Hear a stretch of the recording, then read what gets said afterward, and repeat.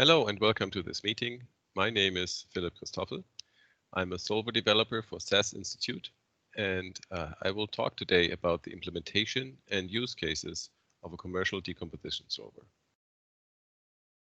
So this is my outline for today. I'll give you a quick overview of DECOMP, which is our commercial decomposition solvers here at SAS. We'll talk about implementation challenges that we faced when implementing this product. And then I'll have 3 use cases here that come with some additional documentation in blog posts that you can read up on. And I'll have some final conclusions in the end. So first of all, what does SAS do in the area of optimization? So SAS has a product called SAS Optimization for VIA, and it includes linear programming, quadratic programming, nonlinear programming, mixed integer programming, constraint programming, black box optimization, network algorithms, and also an algebraic modeling language called opmodel that you'll see a little bit more about later. It can be called on SAS VIA from SAS. So from the SAS is its own kind of language to start analytic tasks.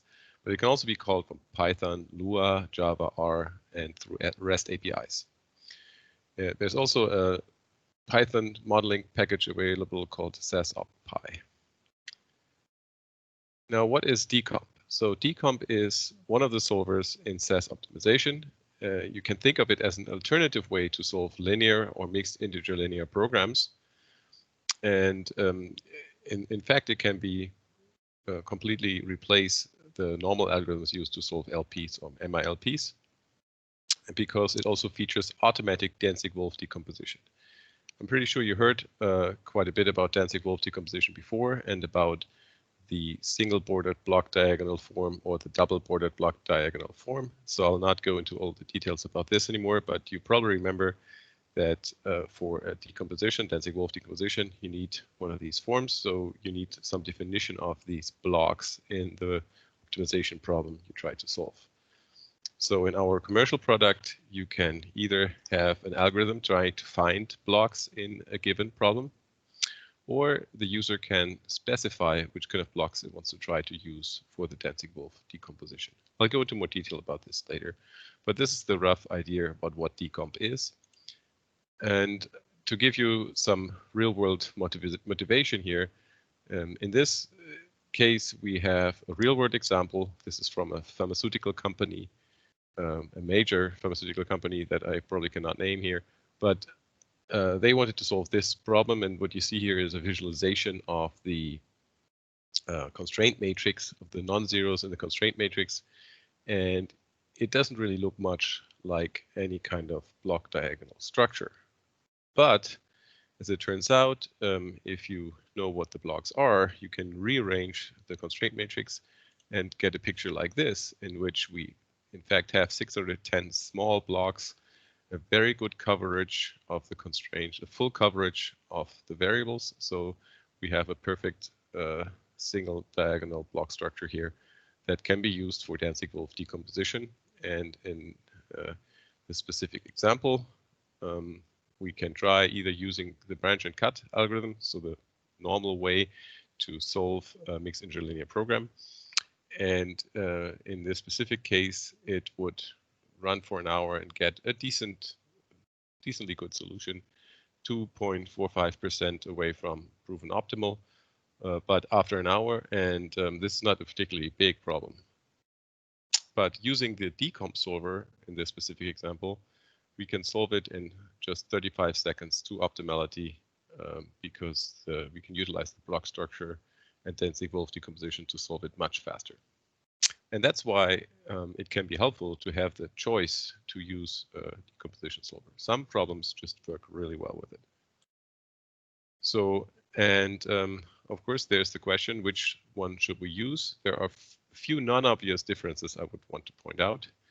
One is that reporting progress in a decomposition solver is a little different than in a normal MILP solver using branch and cut, because the decomposition solver will have to wait until it has solved all blocks at least once to report some form of progress on the bounds. So if the block structure is very uneven, you can have one very hard or very big block that needs to be solved. And if the solver just has trouble doing that, you'll have to wait longer until you first find feasible solutions or get a better bound. And that means that the actual log output is in a different pace than a normal MIP solver, and that can actually be a problem in itself, because if decomp doesn't work very well, you'll get solutions and bounds later.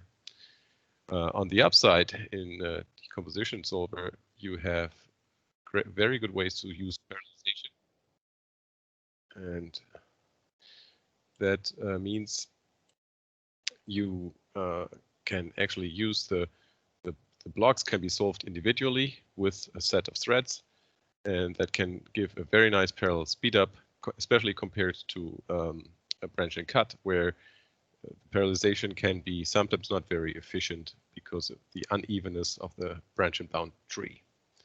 Another thing that's not quite obvious is that decomposition can actually help with very symmetric problems. So state-of-the-art branch and cut solvers have symmetry detection algorithms and try to exploit symmetry using orbital branching and related techniques. But in a decomp framework, in our decomp solver, we can actually detect symmetry, in this case specifically, we would have identical blocks in the substructure.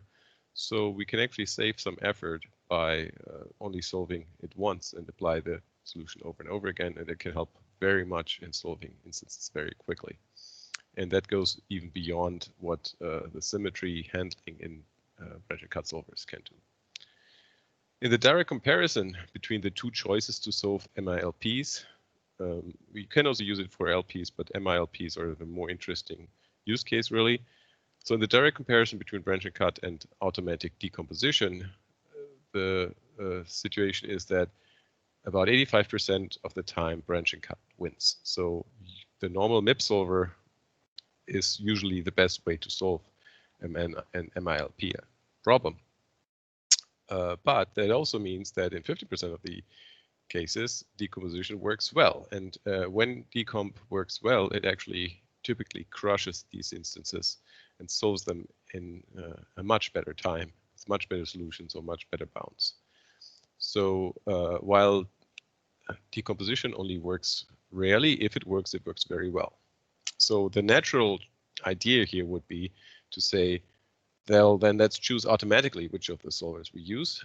It turns out even with the great algorithms for machine learning and related techniques, it's not an easy task to decide when decomp will work well and when it doesn't. You might have heard about this before from the other lecturers here, but it's non-trivial.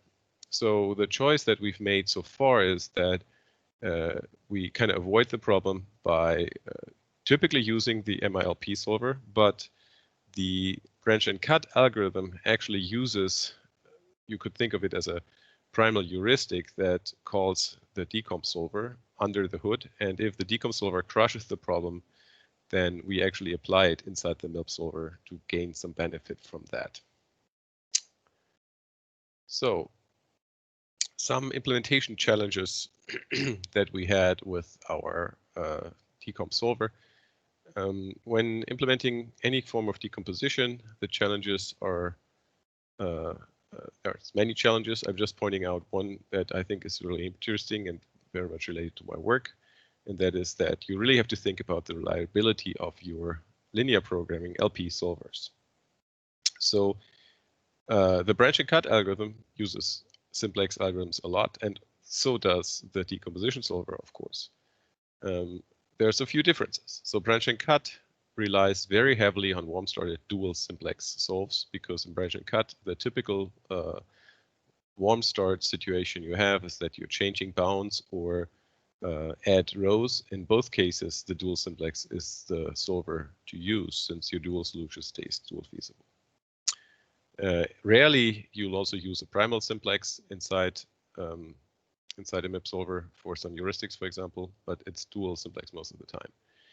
And the LPs you get are mostly such that it's the original problem where you change a few bounds. So the stability of the instances you solve with the LP solvers depend very much on what the original matrix looked like. Apart from the fact that, of course, you're adding cuts, but for adding cuts, you very carefully control the numerics of the cuts added, and you can do that. So that's the situation in the branch and cut algorithm, mostly dual simplex and a pretty stable coefficient matrix as long as the input coefficient matrix was very stable. The issue with decomp now is that you're not only using the dual simplex, you also need the primal simplex because you are adding columns, and then the warm stored is better done using primal simplex because the primal solution stays feasible. And the much bigger issue really is that now you also get parts of the matrix are added iteratively, and they are the result of previous solves, and that can lead to all kinds of numerical trouble. So you have to very carefully clean and maintain the numeric stability of these instances, and you have to have a very reliable simplex solver that gives you good results. On the upside, that means that the fact that we have a commercial decomposition solver that's in heavy use, this stress tests the simplex solvers very well. So we found many numerical borderline cases and interesting tests using the decomposition solver. And actually, if we can run a big set of decomposition test cases, we can be reasonably sure that the simplex solver works well. Another implementation challenge is the block detection. As I told you, the decomposition solver needs some form of block definition. And so this can either be user-defined blocks, or it can be that we have automatic detection. And one of the some of the automatic detection algorithms try to detect special structures that we know work very well for decomp. One is network structure. Another one is, so that's when you have blocks that are network problems. Then we have an algorithm that detects if the problem itself is consisting of independent blocks without linking constraints. In that case, decomp can work very well because it just needs to solve each block individually. And another structure that comes up quite frequently is that you have blocks that are set partitioning constraints. So blocks of set partitioning constraints linked by other constraints. So these are special structures, but of course there's the cases where we don't have any of these and we still want to use decomp. And then you use a generic automatic detection algorithm. We have two implementations which are kind of the two state-of-the-art algorithms in this area. You might have heard about this from the other lecturers as well. I'm pointing it out here for completion essentially, and go over it really quickly, but you can look up these two papers to get more details about it. So APC is one algorithm that has the disadvantage that you need to specify the number of blocks you want to detect. So if you get a generic instance, you might have no idea how many blocks you should be looking for. So this algorithm comes more from a linear algebra direction, where you want to split up work, and there you know how many threads you have, so you want to see that you split into this many blocks. So this algorithm have to be run in several iterations where you change the number of blocks and see what kind of partition you get. It's based on graph partitioning, and as I said, the details are in this paper. We also have a more recent approach that is based on the concepts of modularity and community detection. It has the advantage that it has a flexible number of blocks, so you don't have to tell it in advance how many blocks you want to find. And it has this nice property that it minimizes the border area while maximizing the quality of the diagonal blocks. This is something that SAS pioneered in this area, using it in a solver for this specific purpose. And we are getting very good results from this algorithm. And my colleague Matt Galati, who's a co-author on this talk, has talked a lot about this in various areas. So a good automatic detection is very helpful to make a commercial decomp solver a viable option. Now let's look at some use cases. The first use case I have here is what we call the optimal wedding seat assignment. You should definitely read the blog post up here. It's a fun and quick way to get an idea about what kind of problems could be solved with decomp.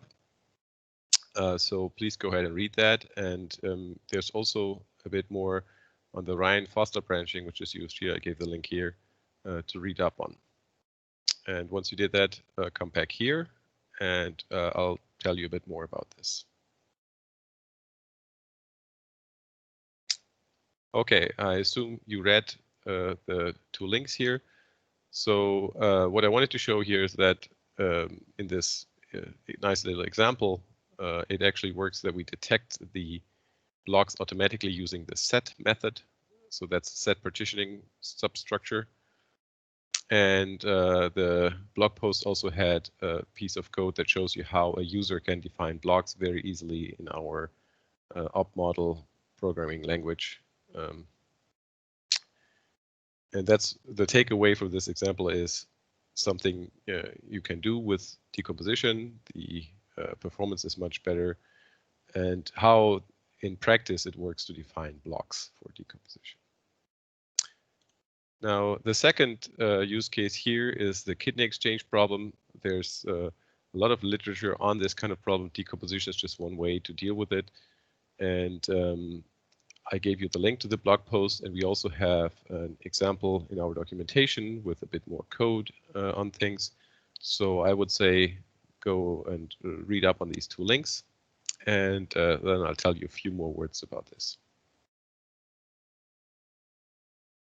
Okay, so I guess you read up on those links, and the few things I want to point out here, pretty important aspect is that sometimes advanced features of MIP solvers can actually destroy structure that you want to exploit. So in this specific case, using the pre-solver option to have less pre-solve done so that the structure in the problem remains is a pretty important step, and something to keep in mind when using decomposition in a practical world. Pre-solve can alter the problem dramatically and destroy the structure. So turning pre-solver off or at least down in its aggressivity level is sometimes worth you doing. Also interesting here is that while you can think of decomposition as dynamic column generation, sometimes static column generation is actually a choice, and in this example it works even better. So that's something to keep in mind. And in this case, this is actually possible because SAS has algorithms to enumerate cliques and then choose the columns among those, which is an actually pretty nice feature that we have there. Okay, so the last use case here is the ATM cache management. I'll talk a bit more about this after you read the blog posts. The first blog post is about the business impact of this very quickly. And then the actual technical details are given in more detail in these two documentation examples that I have here. Okay, so I guess you read up on that.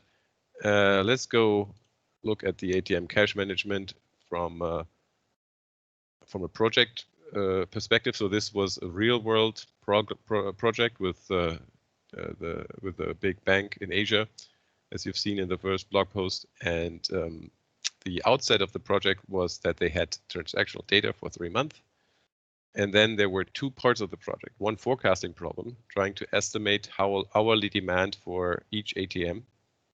And then the optimization part, which is about when to replenish each ATM to avoid cash outs. And so the whole project had to do with data cleansing, forecasting, optimization, and then implementing a user interface. So optimization is typically one of the building blocks of a bigger problem. And in many cases, customers are not really all that focused on the optimization. They really want to have a good user interface in the end.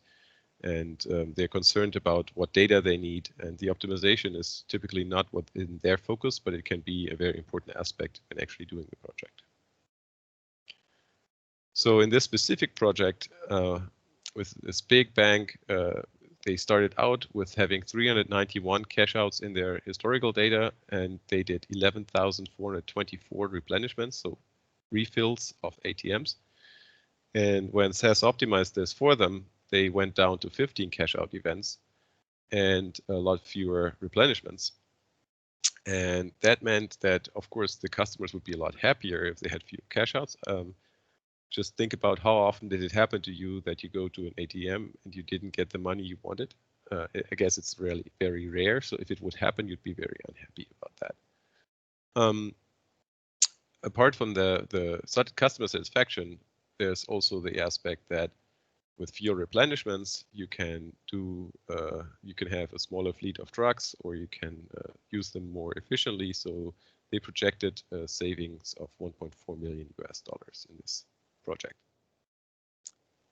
Okay, so that was my last use case. Now I have a few conclusions. And so I think it's important to point out that decomposition is not just an academic topic. The real world uses it heavily. In many cases, companies use their custom column generation that they implemented themselves using APIs to the solvers. But there's also the choice to have an automatic decomposition, or one that is guided by the modeling language as we have it in SAS. And that is very practical and can be used very successfully in projects. And they are actually used today to solve really interesting and very advanced problems using advanced techniques. It's not always about finding new technology. Sometimes it's also important to make technology easier to access or quicker to use. And in this specific example of decomposition, I think the breakthrough is really that we make optimization so easy to use that customers can quickly try it and see the benefit from it. And that has a lot of opportunities for a lot of people. Okay, so I thank you for listening to this, and have a very nice day.